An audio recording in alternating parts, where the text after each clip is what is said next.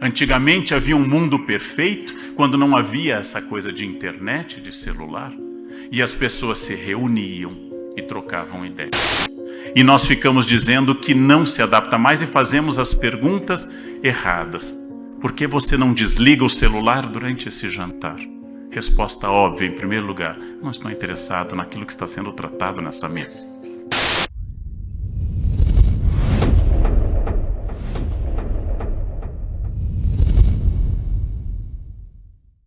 Porque eu preciso fazer as perguntas corretas para que as respostas sejam melhores. Eu pensei na pergunta que me propuseram, se as redes sociais afastam ou aproximam as pessoas.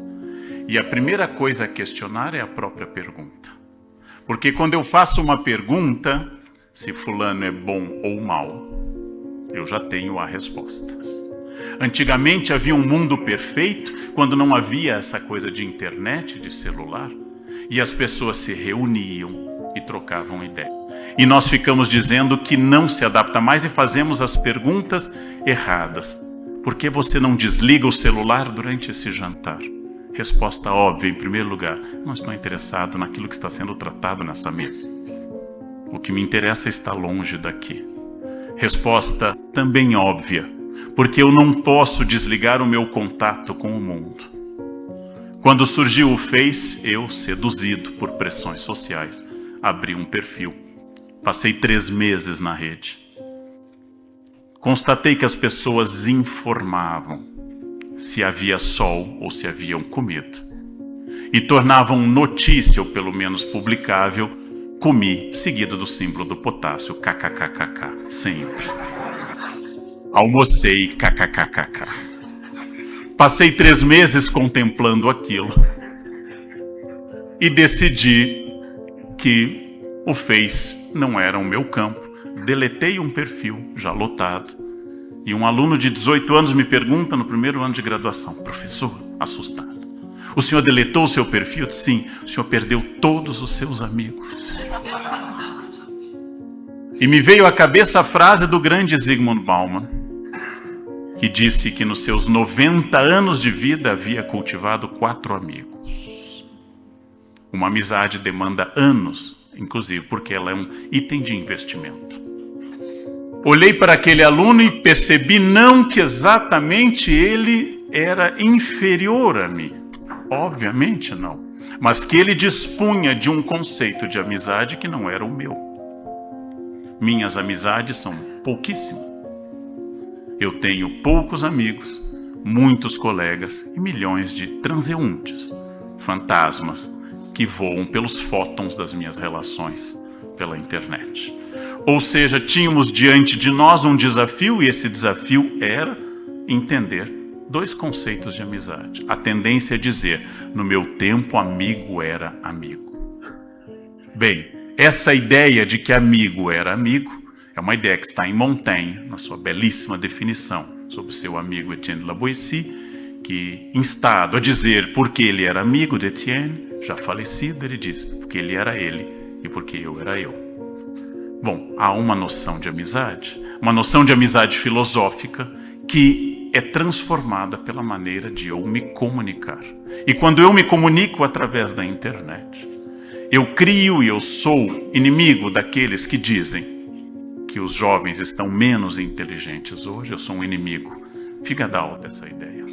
Dou aula há 34 anos e meus alunos não são menos inteligentes hoje. Eles são diferentes.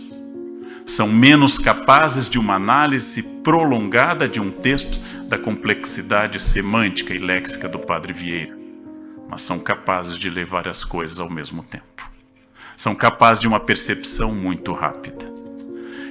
Mas quando eu consigo entender que através de imagens, de WhatsApp, esses jovens estão introduzindo uma outra maneira de pensar, e que isto não é inferior ao meu amado William Shakespeare, de quem sou admirador e tradutor, eu entendo que existem formas de comunicação. Então a pergunta que eu faço é que as pessoas não estão mais próximas ou mais distantes. O mundo não era melhor sem a internet. E nem é pior com a internet. As pessoas estão diferentes. Ao fazer essa reposição da pergunta, eu começo a pensar de uma forma original. Através desse procedimento, eu quero quebrar uma questão importante no nosso mundo, que é essa questão de facções que não se comunicam mais. Esse talvez seja o principal defeito do mundo contemporâneo. Ninguém mais ouve ninguém. Quando Sartre debateu e rompeu com seu ex-amigo Camus, o autor do Estrangeiro, um falava e o outro escrevia. Um falava e o outro ouvia. Um publicava, outro, nos tempos modernos, respondia. Ninguém mais responde ninguém, porque ninguém mais escuta ninguém.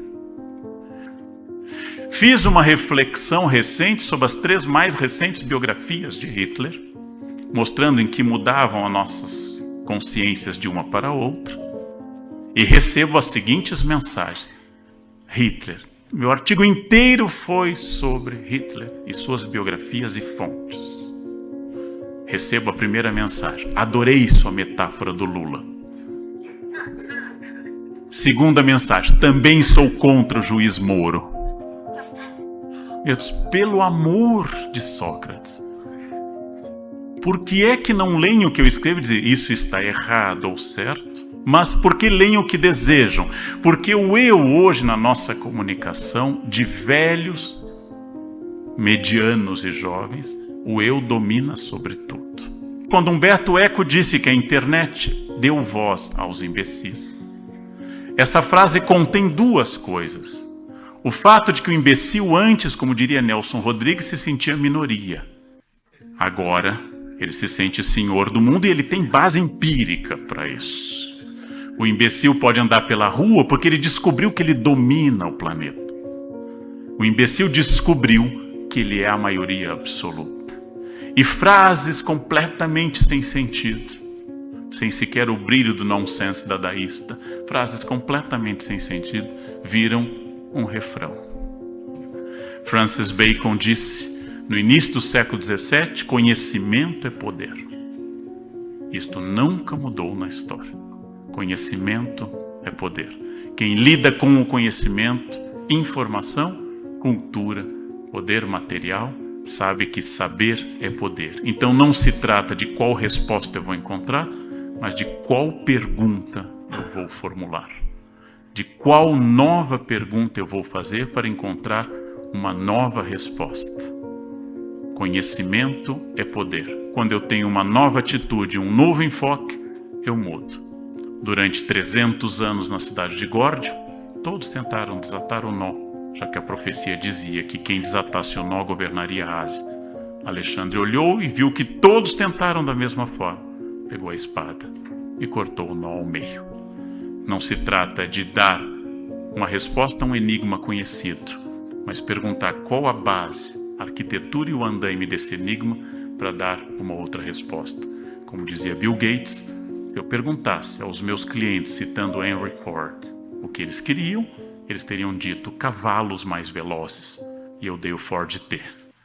Às vezes não é exatamente o que as pessoas querem, mas o que nós podemos perguntar que façam elas desejarem mais e melhorar. Esta é a nossa contribuição, inclusive, para a cidadania de um país tão atacado ultimamente nas suas bases estruturais e que só continua existindo porque vocês e eu continuamos acordando cedo, trabalhando e fazendo o que devemos fazer, senão já teria desabado por completo.